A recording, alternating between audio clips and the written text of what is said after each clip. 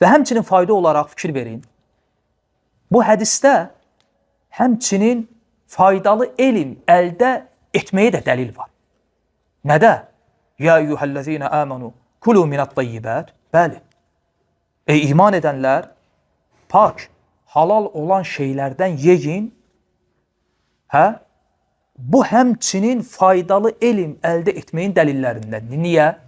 Çünki insan faydalı elm əldə etməsə qazancın halalını haramından necə ayıracaq? Xüsusən də ki, indiki dövrdə.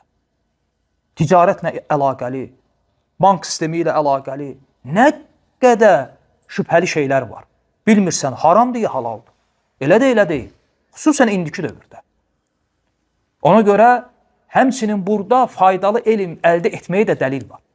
Ona görə bayaqlar zikirlədiyim hədisdə, duada görün Peyğəmbər sallallahu aleyhi ve sellem nə buyurur? Allahumma inni əsəlükə ilmən nafi'an və rizqan tayyibən.